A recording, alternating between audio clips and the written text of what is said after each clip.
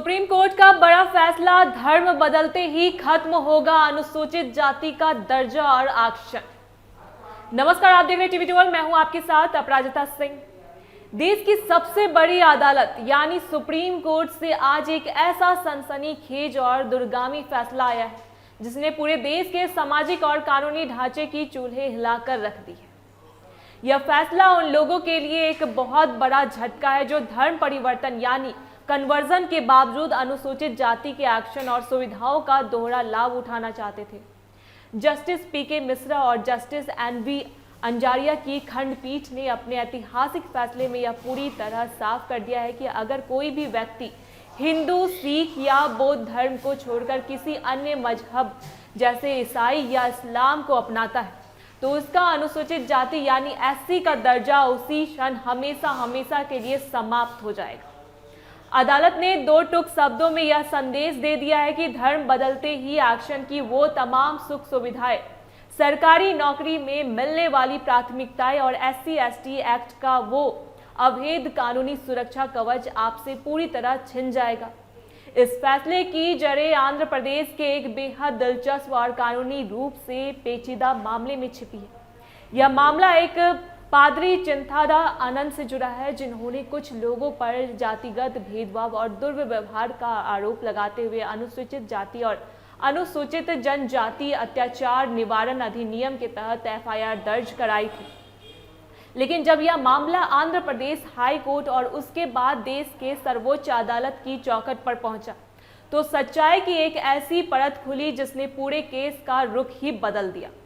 जांच के दौरान यह ठोस सबूत सामने आए कि चिंतादा आनंद पिछले एक दशक से न केवल ईसाई धर्म का सक्रिय रूप से पालन कर रहे थे बल्कि वे एक पादरी के रूप में रविवार की प्रार्थनाएं भी आयोजित करते रहे थे और करवा भी रहे थे। सुप्रीम कोर्ट ने इस पर बेहद तल्ख और कड़ी टिप्पणी करते हुए कहा कि जब आप खुद को एक पादरी के रूप में समाज में स्थापित कर चुके हैं और एक विशेष धर्म की मान्यताओं का प्रचार प्रसार कर रहे हैं तो आप यह पाखंड या कानूनी ढोंग नहीं कर सकते हैं कि आप अभी भी उसी अनुसूचित जाति के सदस्य हैं जिसे हिंदू समाज की कुरीतियों के कारण संवैधानिक संरक्षण मिला था। अदालत ने अपने फैसले में एक बहुत ही महत्वपूर्ण संवैधानिक बिंदु को रेखांकित किया है। बेंच ने स्पष्ट किया है कि चूंकि ईसाई या इस्लाम जैसे धर्मों के मूल सिद्धांतों में जातिगत भेदभाव या छुआछूत जैसी कुरीतियों का कोई स्थान नहीं, इसलिए जैसे ही कोई व्यक्ति इन धर्मों को अपनाता है उसकी पुरानी सामाजिक और जातिगत पहचान कानूनी तौर पर मिट जाती है। कोर्ट ने यह भी साफ कर दिया है कि पादरी आनंद के पास अगर अनुसूचित जाति का पुराना प्रमाण पत्र मौजूद है तो वह इस मामले में उनकी कोई मदद नहीं करेगा। कानून की नज़र में आपका वर्तमान आचरण, आपकी पूजा प्रक्रिया और आपका चुना हुआ धर्म ही आपकी असल पहचान और पात्रता तय करेगा। यह फैसला उन शक्तियों और संगठनों के लिए एक करारा तमाचा है जो प्रलोभन, डर या किसी अन्य सामाजिक कारण से बड़े पैमाने पर धर्मांतरण के खेल को बढ़ावा देते हैं और बाद में उन लोगों को आरक्षण का लालच देकर गुमराह करते हैं। सुप्रीम कोर्ट के इस फैसले से अब पूरे देश में दूध का दूध और पानी का पानी कर दिया है। अब यह पूरी तरह स्पष्ट है कि संवैधानिक सुविधाओं का लाभ लेने के लिए आपको अपने मूल धर्म यानी हिंदू, सिख या बौद्ध परंपरा के दायरे में ही रहना होगा।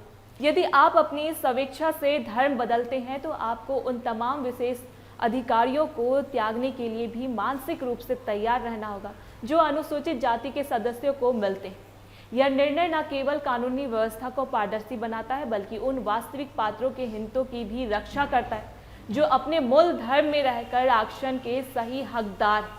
अब देश के हर नागरिक को यह समझना होगा कि संविधान की मर्यादा और धर्म की व्यक्तिगत पसंद के बीच एक बहुत मजबूत और अटूट रेखा है जिसे पार करते ही आपके विशेष संवैधानिक अधिकार अपने आप बेअसर हो जाएंगे। यह फैसला आने वाले वर्षों में रिलीजियस को बहस और आरक्षण की राजनीति में एक मील का पत्थर साबित होगा। ऐसी तमाम खबरों के साथ बने रहने के लिए देखते रहे टीवी 12। धन्यवाद।